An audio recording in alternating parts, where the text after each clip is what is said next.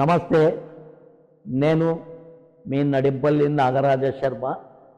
ఈరోజు మనం జనవరి 5, 2025 విజయవాడలో జరుగుతున్న హైందవ శంఖారావం సభ ఆవశ్యకత అంటే ఆ సభ నిర్వహణ ఉద్దేశం ఈ వీడియోలో చెప్పబోతున్నాను.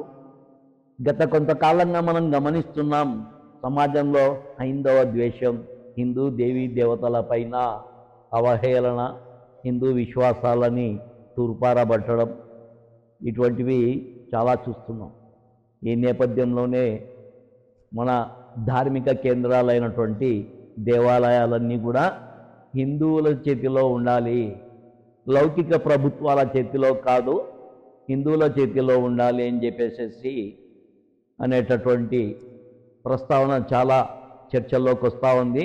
ఎందుకంటే ఒక మసీదు ముస్లింల చేతిలో ఉంటున్నప్పుడు, ఒక చర్చి క్రైస్తవుల చేతిలో ఉన్నప్పుడు, మరి హిందువుల యొక్క ప్రార్థనాలయాలు ప్రభుత్వాల అధీనంలో, దేవాదాయ ధర్మాదాయ శాఖ అధీనంలో ఉండడం ఎంతవరకు సమంజసం అనేటటువంటి ఒక ఉద్దేశంతో ఈ యొక్క సభ అనేది ఏర్పాటు చేసి ప్రజలలో ఒక అవగాహనని, ప్రజలలో ఒక జాగృతం చేయడం అనేటటువంటి చర్య కొరకు ఉద్దేశించింది. దాదాపుగా 2 నుంచి 3 లక్షల మంది జనాలు రావచ్చు అని చెప్పేసి అంచనా. పరోక్షంగా 25 లక్షల కుటుంబాలు ఈ యొక్క సభ వీక్షిస్తాయని, తద్వారా కొంతలో కొంత హైందవ సమాజంలో జాగరణ జరుగుతుందని, ఇటువంటి సభ జాతీయ స్థాయిలో మొట్టమొదటిసారిగా విశ్వ హిందూ పరిషత్ ఆధ్వర్యంలో జరుగుతున్నటువంటిది. ఇది నాంది. మన దేవాలయాలు మన చేతుల్లోనే, మన కాళ్లపైన మన నిలబడి హైందవులకు వచ్చినటువంటి ప్రతి సమస్యని హైందవులే పరిష్కరించుకోవడానికి ఇది ఒక ఆరంభం. గతంలో అంతర్వేదిలో జరిగినటువంటి రథం దగ్ధం చేయడం గమనిస్తే, అలాగే పిఠాపురంలో దేవాలయాన్ని విధ్వంసం చేసేటువంటి పరిస్థితిని గమనించిన, ఇటీవల తాజాగా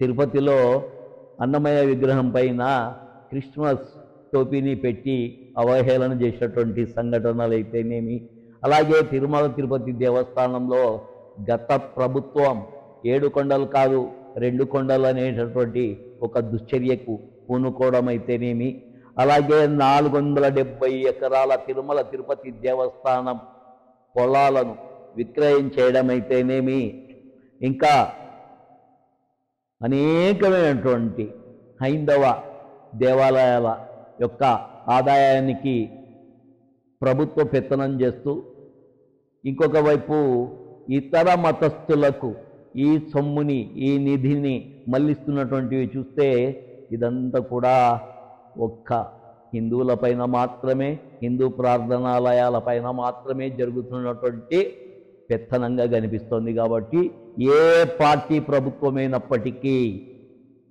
ఎవరైనప్పటికీ కూడా దేవాలయాలను వాటి నుంచి అంటే ప్రభుత్వ పెత్తనం నుంచి విముక్తం చేసి ధార్మిక కేంద్రాలకి అప్పజెప్పడం అనేటటువంటి ఒక ఉద్దేశంతో ఈ సభను ఏర్పాటు చేస్తున్నారు.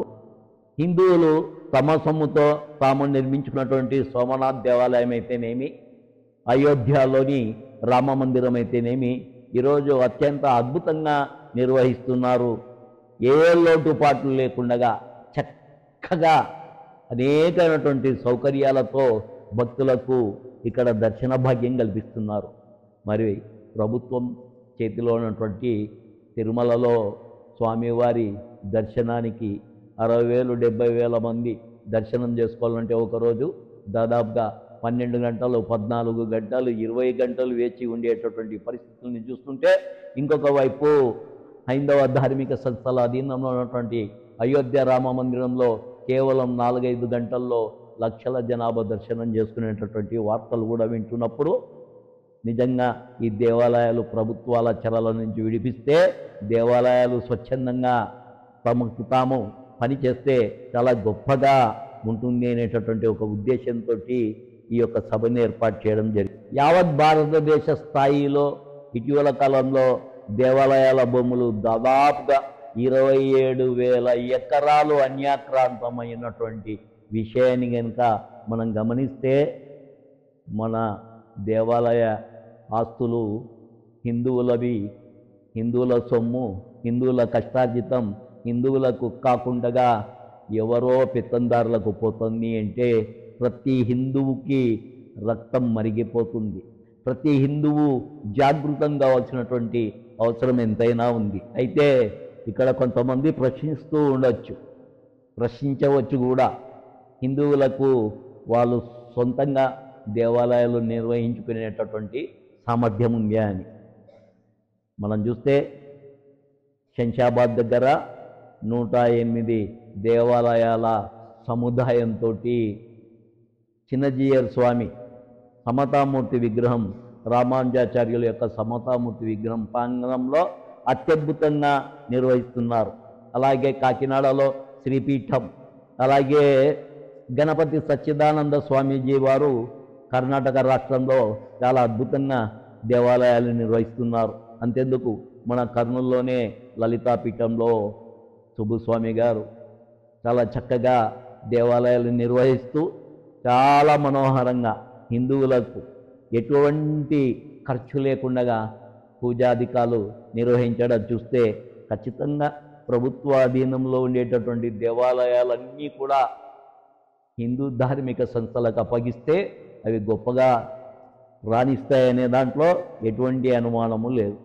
అయితే ఈ హైందవ శంకారావం వల్ల ఏం మునగూరుతుంది, ఒక సభ పెడుతూనే, ఒక సమావేశం పెడుతూనే ఏమన్నా అవుతుందా అనుకుంటే ఒకసారి గతంలోకి తిరిగి చూస్తే అద్వానీ గారి రథయాత్ర 498 సంవత్సరాల యొక్క పోరాట ఫలితం చివరికి శ్రీరామ జన్మభూమిలో శ్రీరాముల వారి ఆలయం స్థాపించుకొని ఇటీవల అంగరంగ వైభవంగా గ్రామ గ్రామాలలో పూజా అక్షతల్ని పంపిణీ చేసుకొని దివ్యధామాన్ని నిర్మించుకున్నటువంటి విషయాన్ని మనం మర్చిపోకూడదు. కాబట్టి ప్రతి హిందువు భుజం కలిపి పోరాడి, ప్రతి హిందువు జాగృతమై మనము మన కాళ్లపైన మనం నిలబడదాం. అహింసా పరమో ధర్మ, ధర్మహింస తదేవచ అంటే ప్రతి చోట అహింస అనేటటువంటిది కాకుండా కొన్ని చోట్ల హింసాయుతమైనటువంటి పద్ధతులకు తగిన విధంగా స్పందిస్తూ ధీటుగా మనం కనుక జవాబు చెప్పగలిగితే, మన దేవాలయాల్ని మనం కాపాడుకోగలిగితే హైందవ ధార్మిక వ్యవస్థలు, శ్రద్ధా కేంద్రాలు ఏవైతే ఉన్నాయో అవి పూర్వ వైభవంతో రాణిస్తాయని, కాబట్టి వీటన్నిటికీ స్వయం ప్రతిపత్తి చాలా అవసరమని, కాబట్టి ప్రతి ఒక్క హిందువు మీ కుటుంబాల నుంచి కనీసం ఒక్కరినైనా కూడా ఈ జనవరి 5వ తేదీ అంటే రేపటి రోజున జరిగేటటువంటి విజయవాడలో జరిగేటటువంటి హైందవ శంకారావానికి అందరూ కూడా కుటుంబం నుంచి కనీసం ఒక్కరిని, మనకు తెలిసిన వాళ్ళ నుంచి కూడా ఈ విషయం తెలియజేసి మనము ప్రేరేపింపజేయాలని కోరుతూ సెలవు తీసుకుంటున్నాను. జై శ్రీరామ్.